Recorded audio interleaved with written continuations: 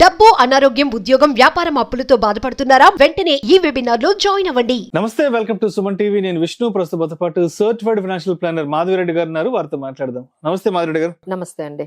మాధవిరెడ్డి గారు, last October అంతా markets ఏ range లో ఫాల్ అయ్యాలో చాలా క్లోజ్ గా చూస్తాం. ఆల్మోస్ట్ 10% మార్కెట్ డౌన్ ట్రెండ్ లోకి వెళ్ళిపోయింది కాబట్టి మరి ఈ ఇంపాక్ట్ ఏదన్నా మ్యూచువల్ ఫండ్స్ మీదకి వెళ్ళింది అంటారా? మ్యూచువల్ ఫండ్స్ కి సంబంధించి కూడా ఎక్కడన్నా డౌన్ ట్రెండ్ నడుస్తుంది అంటారా అసలు? సో డెఫినెట్లీ అంటే ఈ 10% కరెక్షన్ అనేది నార్మల్ గా మార్కెట్ లో కామన్ అండి. అంటే ఎవ్రీ 2 years కి ఒకసారి అయితే ఈ విధంగా 10% అనేది వస్తుంది. బట్ కొత్తగా వచ్చే వాళ్ళకి ఇది చాలా చాలా దీనికంటే ఎలా మేనేజ్ చేయాలి, ఏంటి మార్కెట్స్ ఇలాగా ఒకసారిగా కరెక్ట్ అయితే మనం ఏం ఉంచాలి, ఏం తీసేయాలి, ఈ వీళ్ళకైతే కొంచెం కొత్తగా ఉంటుందండి. సో ఒకసారి మనం హిస్టరీ గానీ అంటే ఒక పాస్ట్ రికార్డ్ గానీ మనం పెట్టుకున్నట్లయితే ఓకే ఈ ఫండ్ కేటగిరీ ఎక్కువ పడుతుంది, మార్కెట్ పడ్డం కన్నా ఇంకా ఎక్కువ మన మ్యూచువల్ ఫండ్ కేటగిరీలో ఏవి ఎక్కువగా కరెక్ట్ అవుతున్నాయి అనేది కానీ వాళ్ళు తెలుసుకుంటే వీటికి ఏవి యాడ్ చేసుకోవాలి, ఏవి యాడ్ చేయకూడదు అనేది వాళ్ళకి ఐడియా అనేది వస్తుందండి.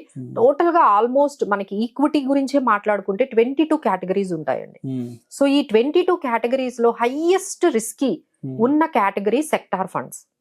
మేము ఎప్పటి నుంచో చెప్తున్నామండి సెక్టార్ ఫండ్స్ చాలా రిస్కీ అని. కానీ చాలా మంది ఈ మధ్య కాలంలో సెక్టార్ ఫండ్స్ పెట్టడం బాగా అలవాటు చేసుకున్నారు. Either it is consumption fund కానీ, పిఎస్యు కానీ, అంటే ఒకటే సెక్టార్ లో మనీ అంతా అంటే ఆ స్కీమ్ అంతా కూడా ఆ సెక్టార్ లోనే పెడుతుంది. లైక్ మనకి ఇన్ఫ్రా ఫండ్స్ బాగా చూసాము. సో ఈ విధంగా ఏంటంటే సెక్టార్ ఫండ్స్ ఎక్కువ ఫాలో అయ్యాయండి. ఫైనల్ గా మనం చూసుకున్నట్టయితే మార్కెట్ 10% పడితే మ్యూచువల్ ఫండ్స్ దానికన్నా తక్కువే పడ్డాయి. అందుకనే మనం మ్యూచువల్ ఫండ్స్ ని ఎక్కువగా తీసుకోండి అంటాం, ఎందుకంటే డైవర్సిఫికేషన్ బాగా ఉంటుంది అని చెప్పి. సో మ్యూచువల్ ఫండ్స్ అయితే మార్కెట్ 10% పడితే మాక్సిమం ఇక్కడైతే 8% వరకు మాత్రమే మ్యూచువల్ ఫండ్స్ రేట్. మీకైతే ఏవైతే స్కీమ్స్ ఉన్నాయో మీరు ఆల్రెడీ అబ్జర్వ్ చేస్తూ ఉండొచ్చు. బట్ బాగా అన్ని కేటగిరీలో కన్నా బాగా ఎక్కువగా డ్రాప్ అయింది మాత్రం సెక్టార్ ఫండ్స్. అందులో ఆటో సెక్టార్ బాగా చాలా వరకు కరెక్ట్ అయిందండి. ఆటో సెక్టార్ తర్వాత కన్సంప్షన్ సెక్టార్ బాగా కరెక్ట్ అయింది, పిఎస్యు బాగా కరెక్ట్ అయింది, MNC and thematic funds, infra funds ఇవన్నీ కూడా 6 to 8% కరెక్ట్ అయ్యాయి. అంటే మార్కెట్ 10% కరెక్ట్ అయితే ఈ హైయెస్ట్ రిస్క్ ఉన్న కేటగిరీస్ 6 to 8% అనేది కరెక్ట్ అయ్యాయి. సో మామూలుగా ఒక 5% మాత్రమే కేటగిరీ కరెక్ట్ అయిన కేటగిరీ చూసుకుంటే large caps, large and mid caps, తర్వాత మిడ్ క్యాప్స్, ఈసారి స్మాల్ క్యాప్స్ కూడా తక్కువగా కరెక్ట్ అయిందండి. అవన్నీ కూడా 5% మాత్రమే ఇలా ఫోకస్డ్ ఫండ్స్, తర్వాత balanced funds, Contra funds and flexi caps, multi caps, తర్వాత మనకి ఇలాంటివన్నీ వాల్యూ ఫండ్స్, ఇవన్నీ కూడా ఈ కేటగిరీ అన్ని కూడా మనకి 5% మాత్రమే పడ్డాయి. అంటే ఏంటి, సెక్టార్ ఫండ్స్ కన్నా ఇవన్నీ తక్కువ రిస్క్ ఉన్నవి అని meaning. Large and mid cap, flexi caps, value funds, Contra funds ఇవన్నీ కూడా కొంచెం అంటే ఇలాంటి మార్కెట్ కరెక్షన్ లో కూడా 50% ఇది కరెక్ట్ అయింది. అంటే మార్కెట్ 10% పడితే ఇవి 5% పడ్డాయి. So we can understand that ఇలాంటివి మనం కేటగిరీస్ అయితే మెయింటైన్ చేసుకుంటే ఇంత కరెక్షన్ లో కూడా మీ మ్యూచువల్ ఫండ్ పోర్ట్ఫోలియో అయితే చాలా స్ట్రాంగ్ గా ఉంటుందండి. సర్ప్రైజింగ్ గా ఏంటంటే అన్నిటికన్నా సర్ప్రైజ్ గ్లోబల్ ఫండ్స్ 1% పడ్డాయి. ఓన్లీ 1% మాత్రమే కరెక్ట్ అయింది. సో ఈసారి యుఎస్ మార్కెట్స్ బాగా పెరుగుతున్నాయి కాబట్టి చాలా మంది ఇంట్రెస్ట్ చూపిస్తూ ఉంటారు. మేడం మేము యుఎస్ మార్కెట్స్ లో ఎంట్రీ తీసుకోవచ్చా, మేము కూడా మ్యూచువల్ ఫండ్స్ ద్వారా గ్లోబల్ ఫండ్స్ లో పెట్టొచ్చు అంటే డెఫినెట్లీ ఎస్ అండి. ఈ రోజు మేము కొన్ని రికమెండేషన్స్ అంటే కొన్ని మీకు స్కీమ్ నేమ్స్ చెప్తాము. Like Mirae Asset New York fund ఒకటి ఉంది, ఐసిఐసిఐ ప్రూ నాస్డాక్ ఫండ్ ఒకటి ఉంది, ఫ్రాంక్లిన్ యుఎస్ ఆపర్చునిటీస్ ఫండ్ ఉంది, Bandhan US equity US F&F fund of fund ఉంది, అలాగనే SBI international US equity opportunities fund, ఎడల్వైజ్ US value equity fund, Kotak Nasdaq fund. ఇవన్నీ ఏవైతే ఉన్నాయో ఇవన్నీ కూడా మన ఎక్స్పోజర్ కొంచెం గ్లోబల్ కూడా వెళ్తుంది. ఎందుకంటే ఆపర్చునిటీ కూడా ఉంటే మిస్ అవ్వకుండా మీరు ఎవరైతే ఇంట్రెస్టెడ్ ఉన్నారో వాళ్ళందరూ కూడా ఇలాంటి గ్లోబల్ ఫండ్స్ ని కూడా, ఎందుకంటే ఇప్పుడు యుఎస్ లో కొంచెం ఎక్కువ ఆపర్చునిటీ కనిపిస్తుంది కాబట్టి so you can add some more funds from this US equity opportunities funds.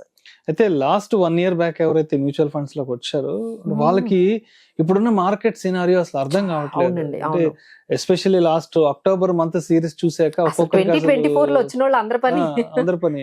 So ఏంటంటే ఇప్పుడు మ్యూచువల్ ఫండ్స్ కి సంబంధించి చాలా మంది కొంత వెనక ముందుగా ఆలోచిస్తున్న కొంత డైలమాలో ఉన్నారు కాబట్టి ఎస్పెషల్లీ లాస్ట్ 1 year లో వచ్చి మొన్నటి మార్కెట్ సినారియో చూసిన వాళ్ళకి మీరు ఏం చెప్తారు? డెఫినెట్లీ అంటే ఇప్పుడు మేము ఒక రిపోర్ట్ చూసామండి. యావరేజ్ ఎస్ఐపిస్ కంటిన్యూ చేస్తున్న వాళ్ళు యావరేజ్ చూస్తే 2.5 years ఏనండి. యావరేజ్ టైం అంటే హోల్డ్ చేస్తున్న టైం, అమౌంట్ పార్క్ చేస్తున్న టైం. అసలు మనం ఏం చెప్తున్నాము, ఒక మార్కెట్ స్టెబిలైజ్ అవ్వాలి అంటే 7 years ఉండాలి. ఒక సైకిల్ అంటే ఎటువంటి ఇలాంటి వచ్చినా ఇవి కవర్ అవ్వడానికి మీరు 7 years ఉంటే డెఫినెట్లీ దట్ విల్ కవర్. కానీ మన వాళ్ళు ఏం చేస్తున్నారు, 2-3 మీరు అన్నట్టుగా కరెక్షన్స్ చూసి ఇంకా పెరగట్లేదు, ఇంకా ఇరిటేషన్ తోని, లేకపోతే మేమేదో ఎక్స్పెక్ట్ చేసి వచ్చాము 15% అని, ఇది చూస్తేనేమో అసలు ఎఫ్డి కన్నా తక్కువ ఇచ్చింది ఇయర్. ఇట్లా వాళ్ళ ఎక్స్పీరియన్సెస్ బాగాలేకపోయేసరికి వెంటనే ఎగ్జిట్ అయిపోతున్నారండి. సో ఇలా ఏంటంటే మేము అందరం చెప్పేది ఏంటంటే మినిమం 7 years మార్కెట్ లో ఇలా ఎస్ఐపిస్ ద్వారా ఉండండి. అలానే మేము చెప్తున్న అట్లీస్ట్ 5 categories లో ఉండాలండి. దీన్నే మనము 7-5-3-1 రూల్ అంటాం. అంటే 7 years ఉండాలి, 5 categories లో ఉండాలి. ఇలాంటి త్రీ ఎమోషన్స్ ని కంట్రోల్ చేసుకోవాలి. అంటే ఇరిటేషన్, ఇలా డిసప్పాయింట్మెంట్, ఇలాంటి కరెక్షన్స్ అన్నిటికీ కూడా మనం కొంచెం కంట్రోల్ చేసుకుంటూ ఇలా స్టెప్ అప్ 1% అయినా స్టెప్ అప్ చేసుకుంటూ వెళ్తే definitely they can create wealth అండి. ఐ నో మేము చెప్పినంత ఈజీ అయితే కాదు. ఎమోషన్స్ అన్ని కంట్రోల్ చేయడం, ఇలాంటి ఫియర్ఫుల్ టైంలో మార్కెట్ కరెక్షన్స్ లో డెఫినెట్లీ వాళ్ళు కొంచెం భయం అయితే వస్తుందండి. So better be with an expert if you are worrying about these markets లో ఏం చేయాలి అనే దాని గురించి కొంచెం ఎక్స్పర్ట్ అడ్వైస్ తీసుకుంటే యూ కెన్ క్రియేట్ వెల్త్ అండి. బట్ మేమందరం చెప్పింది ఏంటంటే ఒక 7 years గానీ మీరు ఉన్నట్లయితే ఇలాంటి రిస్క్స్ అన్ని, ఇలాంటి కరెక్షన్స్ అన్ని కూడా మనము మిటిగేట్ అయితే చేయగలుగుతాం. Thank you so much Madhavi Reddy గారు. Thank you.